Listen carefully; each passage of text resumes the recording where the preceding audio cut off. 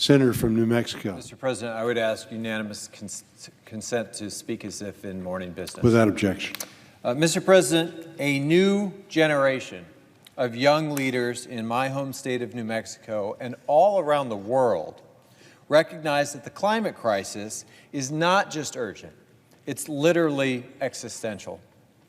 These young students and activists are demanding that their elected leaders get to work on implementing solutions to limit its devastating impacts. I've heard from many students in New Mexico about how we should confront the climate crisis. Earlier this year, I sat down with students in Santa Fe to hear their ideas on how we should confront this crisis. These students showed an incredible depth of knowledge on climate science and on our changing atmosphere.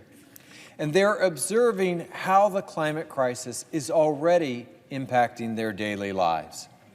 Talking with young people who are calling on us to save their future drives home how urgent this issue is for our next generation. And it's not just high school or college students. I want to read you from a couple of handwritten letters that I recently received from elementary school students in New Mexico. Brooke is 9 years old from Albuquerque. She wrote to me, quote, "The earth is important to me because if we don't take care of our earth now, things are going to get much worse. Please do something." Orla, age 10, from Rio Rancho wrote, "The earth is important to me because the earth is the only planet perfect for us. Earth is the place that we live, plants live, where other creatures big and small live, and if we don't do something about this now, our earth will not be earth, but junk. We will have no place to live. Please do something now." If these children can see so clearly how important it is, how desperately urgent it is to fight for the future of the planet, why on earth can't our nation's leaders here in Washington? I think it's long past time for us to listen to our children who are pleading for us to take action and to leave them with a better world to live in. It's long past time for us to think through substantive solutions that can move us away from carbon pollution that is causing this crisis. That means refusing to allow us to continue down the climate deniers' desired path of inaction that will only keep us moving towards more and more costly disruptions for our children. I'm focused on implementing real and pragmatic solutions to eliminate this pollution. That's why I was proud to join with my colleague, Senator Sheldon Whitehouse of Rhode Island, Senator Brian Schatz of Hawaii, to introduce legislation earlier this year that will finally put a price on carbon. The scientific consensus is clear. The destructive wildfires in my home state, the catastrophic hurricanes, the extreme flooding that we're experiencing are all directly linked to our pollution. When you look at the climate modeling, one of the surest, and for that matter, one of the cheapest ways that we can really move the needle is by finally putting a price on carbon pollution. Because the truth is that carbon pollution isn't free. We are all paying the price for carbon pollution in the billions of dollars that we are spending each and every year to recover from climate disruptions like more extreme wildfires, like floods, like storms. We need to stop socializing the cost of that pollution and ask those that produce it to bear its true costs. In other words, we need to internalize the price of carbon pollution at the source.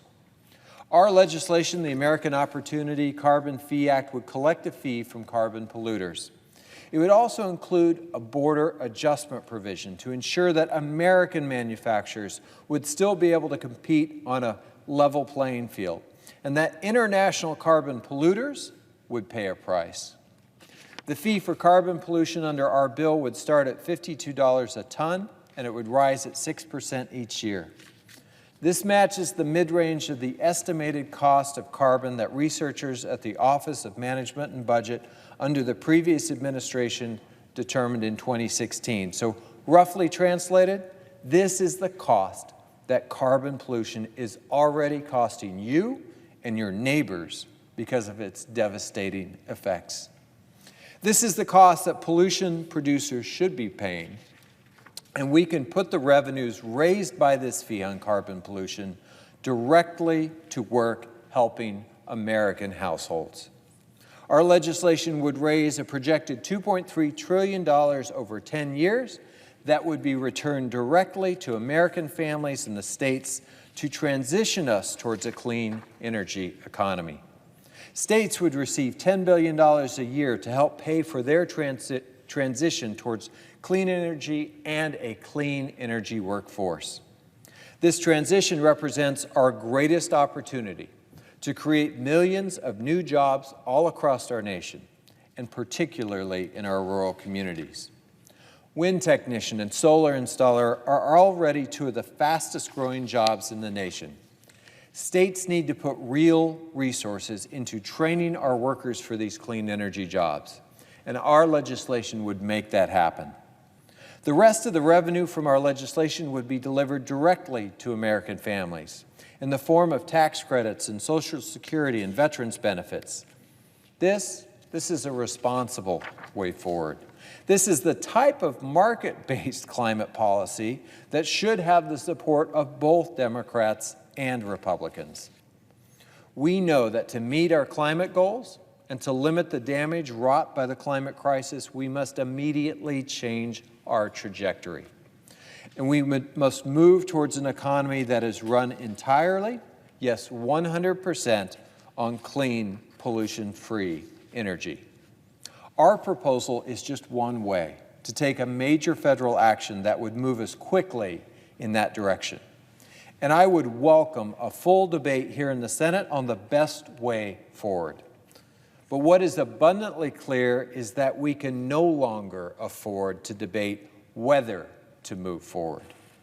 Our climate crisis often feels too big, too complex, too hard to fix. However, the scientific fact is we have created this problem, and we possess the creativity and the tools and the technology to fix it. Our kids understand better than even most of us do that we need to act urgently and decisively. That's what leadership is all about. That's our job. Mr. President, I would yield the rest of my time.